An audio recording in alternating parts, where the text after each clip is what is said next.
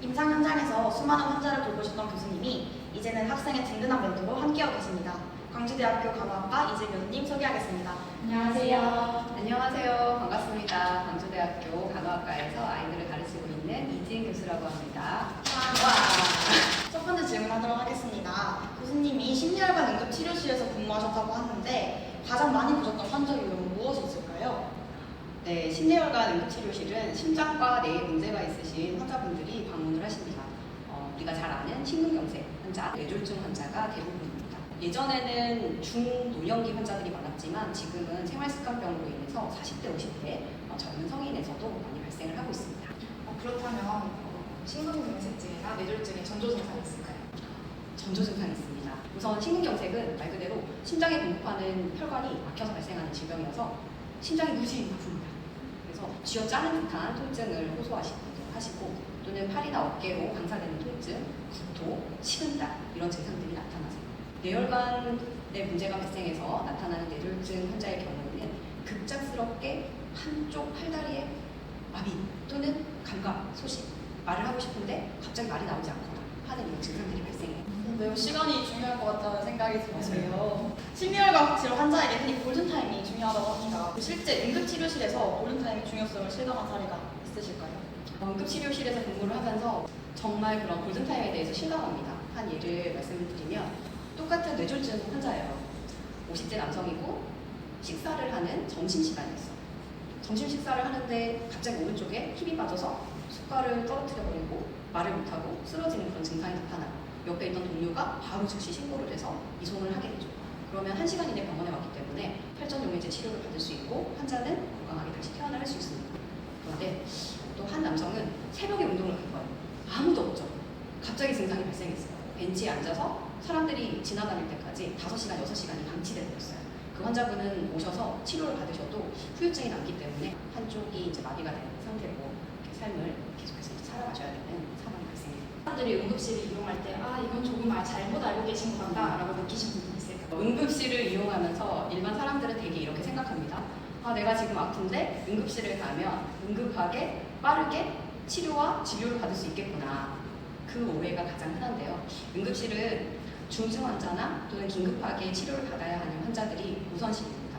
그래서 일반적인 그런 질병, 생명에는 좀 지장이 없는 대상자들은 대부분 지연되기 마련입니다. 그렇다면 응급 상황에서 사람들이 자주 하는 실수가 있다면 어떤 것들이 있을까요? 안타깝게 잘 알지 못해서 범하게 되는 그런 실수들이 있는 것 같습니다. 가장 흔한 실수는 증상이 발생했는데 이게 전조 증상이구나 라고 생각하지 못하고 골든타임을 놓쳐버리는 그런 실수가 흔합니다.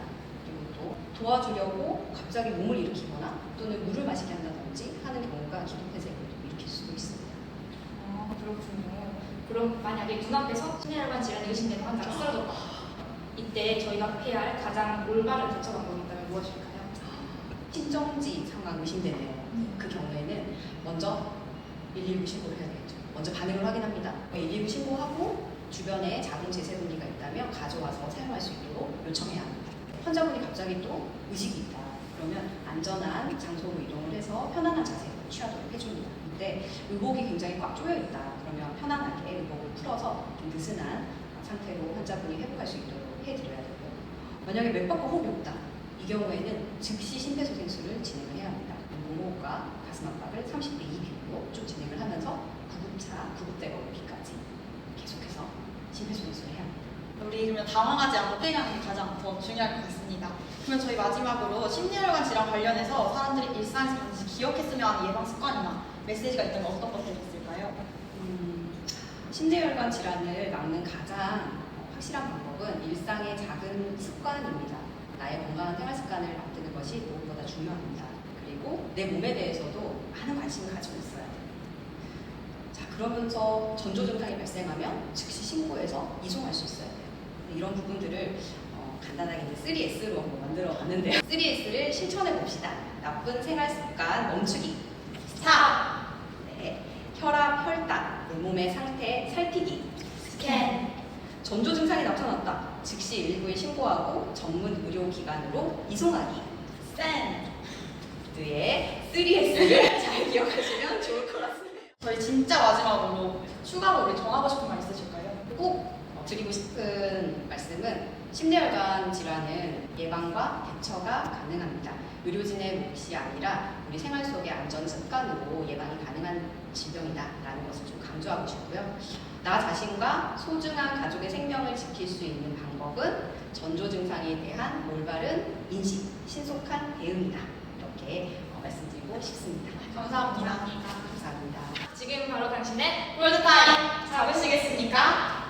예! 네, 바로 질문 드리겠습니다. 저희 중앙응급의료센터에는 응급 상황에 달려가고 살리고 구한다라는 의미를 가진 두 개의 캐릭터 달고와 살고가 있습니다. 이 파란색 친구의 캐릭터 이름은 무엇일까요?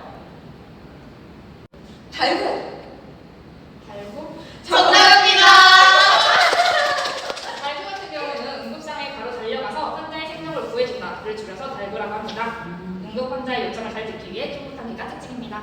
지금까지 이지은 교수님을 모시고 인터뷰해봤습니다. 응급 상황 스스로 대처할 수 있는 그날까지 CYSS가 함께하겠습니다. 감사합니다. 감사합니다. 감사합니다.